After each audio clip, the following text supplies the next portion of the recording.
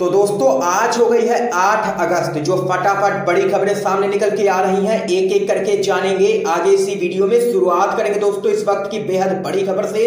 SBI सहित 5 बैंकों को बेचने जा रही है केंद्र की मोदी सरकार, मचा हड़कंप। तो वहीं दोस्तों इस बीच आप लोगों को बताएंगे डॉक्टर कफिल खान की हिरासत के मामले में केंद्र सरकार और यूपी सरकार को हाई कोर्ट ने जारी किया है नोटिस, जवाब किया है तलब। इस बीच एक और बड़ी अपडेट आप लोगों को बताएंगे। प्रशांत भूषण के वकील ने सुप्रीम कोर्ट के अंदर ही खोली जजों की पोल, किया है जोरदार हमला पूर्व सीजेआई रंजन गोगोई पर। जी हां दोस्तों, क्या कुछ है पूरा मामला, इसी प्रकार की तमाम बेहद बड़ी खबरें आगे विस्तार से इसी वीडियो में जानेंगे। लेकिन उससे पहले दोस्तों आप लोगों से एक छोटा सा निवेदन है कि अगर आप लोग भी जबरदस्त तरीके से बीजेपी के द्वारा की जा रही धर्म की राजनीति का विरोध करते हैं तो आप लोग अभी इस वीडियो को लाइक करके अपना समर्थन जरूर दर्ज करवाइए और चैनल को फ्री में सब्सक्राइब करके बेल के आइकन को जरूर दबा दीजिए दोस्तों। तो आइए आज की सभी बड़ी खबरें जान लेते हैं और कमेंट बॉक्स में कमेंट करना बिल्कुल भी मत भूलिएगा। जय हिंद जय भारत। दोस्तों पहली बड़ी खबर सामने निकल के आ रही है।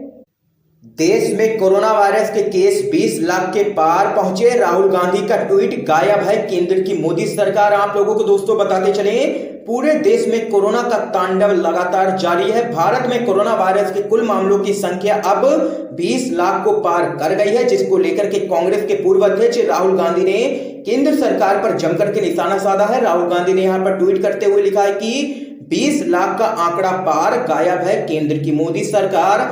खास बात यहां पर यह है कि राहुल गांधी ने ही 17 जुलाई को ही कहा था कि अगर कोरोना की रफ्तार यही रही तो 10 अगस्त तक 20 लाख से अधिक लोग संक्रमित होंगे। इस मसले पर सरकार को ठोस और नियोजित कदम उठाने चाहिए। लेकिन देख सकते हैं कि केंद्र की मोदी सरकार ने कोरोना पर काबू पाने के लिए कोई भी ठोस और नियोजित कदम नहीं उठाया है, जिसका नतीजा देश की जनता भुगत रही है और अब आंकड़ा कर चुका है 20 लाख को भी पार। दोस्तों अगर आप लोग भी यही मानते हैं कि केंद्र की मोदी सरकार कोरोना पर काबू पाने में पूरी तरीके से नाकाम रही है तो आप लोग अभी इस वीडियो को लाइक करके अपना समर्थन जरूर दर्ज करवाइए। इस बीच एक और बड़ी जानकारी दोस्तों आप लोगों को बताते चलें।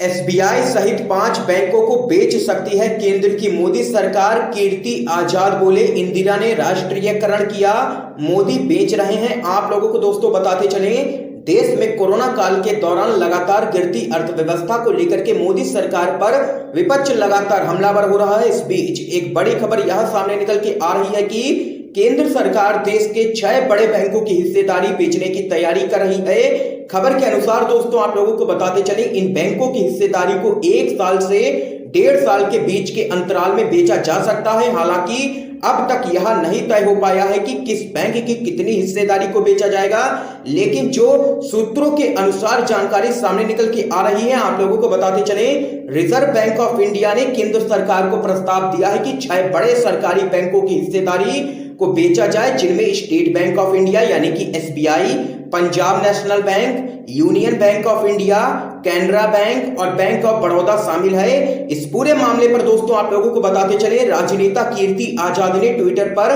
केंद्र की मोदी सरकार पर जमकर के निशाना साधा है। उन्होंने ट्वीट कर लिखा है कि मेरी ना मानो आप खुद ही पढ़ लो, इंदिरा गांधी जी ने बैंकों का राष्ट्रीयकरण किया जिससे जनता को सुविधाओं का लाभ मिले।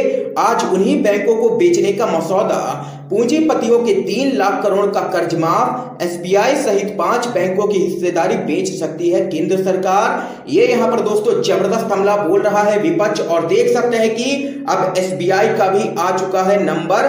एसबीआई सहित 5 बैंकों को बेच सकती है केंद्र की मोदी सरकार। दोस्तों अगर आप लोग भी केंद्र की मोदी सरकार के द्वारा उठाए जा रहे लगातार निजीकरण के कदमों का जबरदस्त तरीके से विरोध करते हैं तो इस वीडियो को लाइक करके अपना समर्थन जरूर दर्ज करवाइएगा। तो वहीं दोस्तों एक और बड़ी अपडेट आप लोगों को बताते चलें।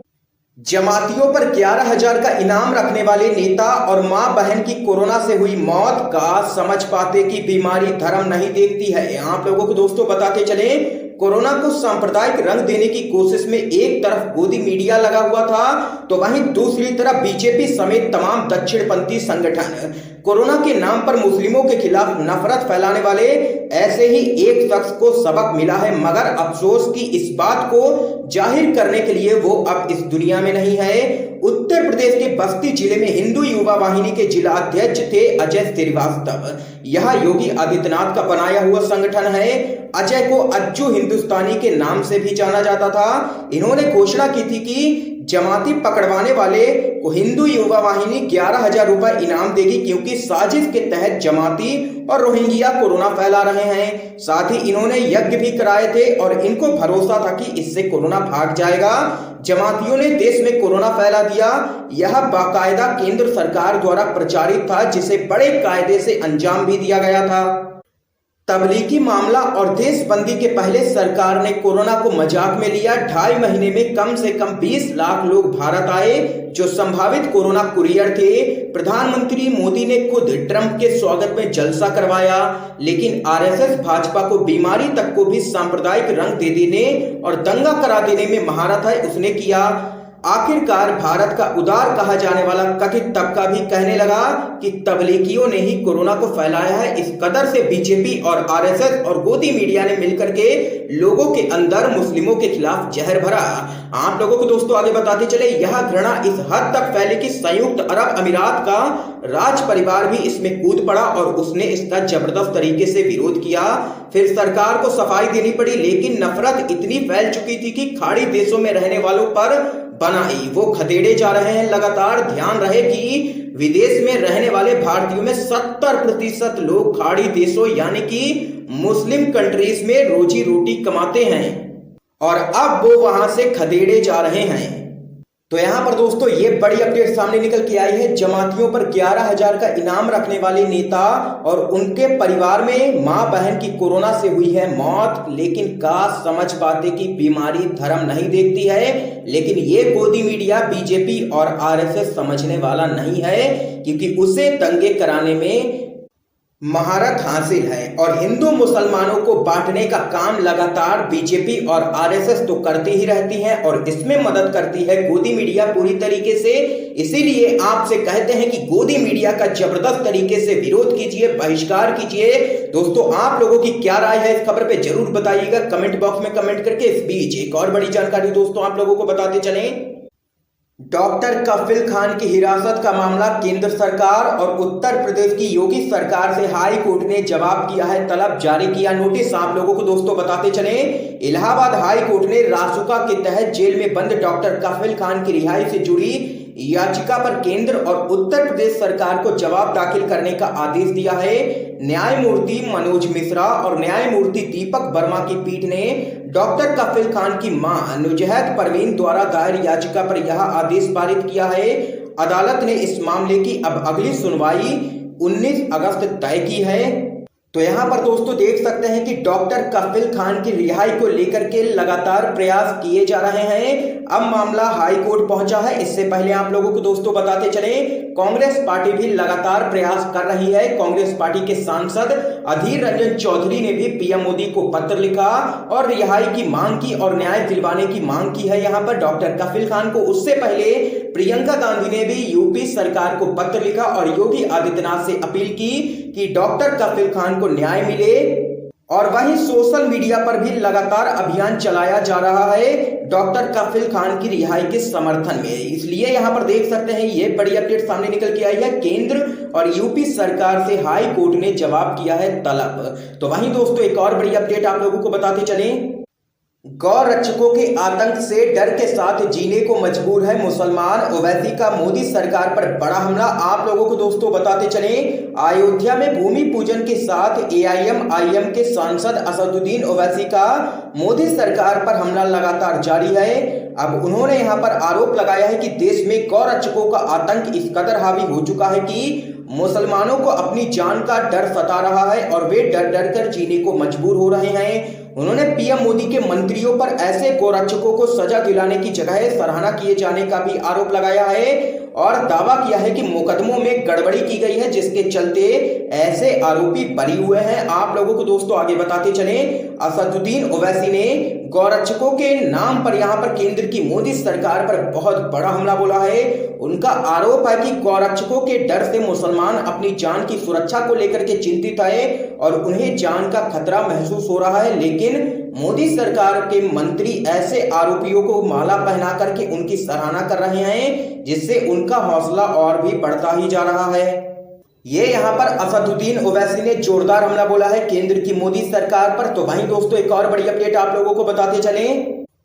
प्रशांत भूषण के वकील ने सुप्रीम कोर्ट के अंदर ही खोली जजों की पोल, बोले गोगोई जैसों को राज्यसभा क्यों भेजा जाता है। आप लोगों को दोस्तों बताते चलें क्या कुछ है पूरा मामला। जाने माने वकील प्रशांत भूषण के मामले में सुप्रीम कोर्ट में चल रही बहस को लेकर के एक बड़ी अपडेट सामने निकल के आई है। सर्वोच्च न्यायालय में प्रशांत भूषण के खिलाफ चल रही अवमानना की कार्रवाई के मुकदमे में प्रशांत भूषण के वकील दुष्यंत दवे ने बहुत ही जबरदस्त बातें कही हैं। उन्होंने कुछ जजों के समय में न्यायपालिका में ईमानदारी के अभाव को लेकर के जो आम धारणा बनी है उसके बारे में बात करते हुए कहा है कि राजनीतिक तौर पर संवेदनशील कुछ मामलों में आए फैसलों से ऐसा लगता है कि न्यायपालिका ने अपनी इज्जत गिराई है। उन्होंने रंजन गोगोई के बारे में बात करते हुए कहा है कि उन्होंने राफेल, सीबीआई और अयोध्या मामले में केंद्र सरकार के पक्ष में फैसला दिया और बाद में राज्यसभा की सीट और Z+ सिक्योरिटी की सुरक्षा स्वीकार कर ली। इससे लोगों में क्या संदेश गया होगा। वकील दुष्यंत दवे यहीं पर नहीं रुके, उन्होंने आगे कहा कि केवल कुछ ही जजों को राजनीतिक रूप से संवेदनशील मामले क्यों दिए जाते हैं, जस्टिस नरीमन जैसे जज को ऐसे मामले क्यों नहीं दिए जाते हैं। दुष्यंत दवे ने आगे कहा है कि आप लोग यानी कि सुप्रीम कोर्ट 130 करोड़ लोगों के अभिभावक है। इस देश के राजनीतिज्ञों के बारे में आप जानते हैं वह कैसे हैं। अब यह आपके हाथ में है कि आप नागरिकों के अधिकार सुरक्षित रखते हैं कि नहीं। ये यहाँ पर तमाम बातें कही हैं वरिष्ठ वकील दुष्यंत दवे ने सुप्रीम कोर्ट में, और इस दौरान कुछ जजों को लिया है जमकर के निशाने पर और मुख्य रूप से यहाँ पर रंजन गोगोई को लिया है निशाने पर। इस बीच एक और बड़ी अपडेट दोस्तों आप लोगों को बताते चलें। अयोध्या में भूमि पूजन का न्यूयॉर्क में जबरदस्त भारी विरोध, टाइम्स स्क्वायर पर उमड़ी भारी भीड़, विरोध में लगाए गए जमकर के नारे, हाथों में थामे रहे तख्तियां। आप लोगों को दोस्तों बताते चलें क्या कुछ है पूरा मामला। अमेरिका के टाइम्स स्क्वायर पर मानवाधिकार संगठनों ने जमकर के विरोध प्रदर्शन किया है। अयोध्या में राम मंदिर भूमि पूजन को लेकर के प्रदर्शनकारी भारी तादाद में तख्तियां संग उतरे और प्रतिष्ठित टाइम्स स्क्वायर पर जश्न के खिलाफ नारे लगाए। उन्होंने कहा कि भूमि पूजन को लेकर मनाया जाने वाला उत्सव सांप्रदायिक रूप से पक्षपाती है। तो वहीं दोस्तों एक और बड़ी खबर जान लेते हैं। हिमाचल प्रदेश सीएम सहित पूरी कैबिनेट से मिले हैं कोरोना संक्रमित बिजली मंत्री सुखराम चौधरी, मचा हड़कंप। जी हां दोस्तों आप लोगों को बताते चले हिमाचल प्रदेश के नवनियुक्त ऊर्जा मंत्री सुखराम चौधरी कोरोना संक्रमित पाए गए हैं। उनके अलावा उनकी 2 बेटियां पीएसओ भी संक्रमित हुए हैं। बिजली मंत्री सुखराम चौधरी बीते एक सप्ताह में सैकड़ों लोगों से मिले हैं। सबसे अहम बात यहां पर यह है कि वह सीएम जयराम समेत पूरी कैबिनेट के संपर्क में रहे हैं लगातार, और अब यहां पर वो कोरोना वायरस संक्रमित पाए गए हैं, जिसके बाद मचा हुआ है हड़कंप। तो यहां पर दोस्तों आज की ये तमाम बेहद बड़ी खबरें सामने निकल के आई हैं जो हमने आप लोगों तक दोस्तों पहुंचाई हैं। वीडियो पसंद आया हो तो इस वीडियो को लाइक करके ज्यादा से ज्यादा शेयर कीजिएगा, अपने सभी दोस्तों तक इन खबरों को जरूर पहुंचाइएगा और चैनल को सब्सक्राइब करके बेल के आइकन को जरूर दबा दीजिए। दोस्तों आप सभी का बहुत बहुत धन्यवाद।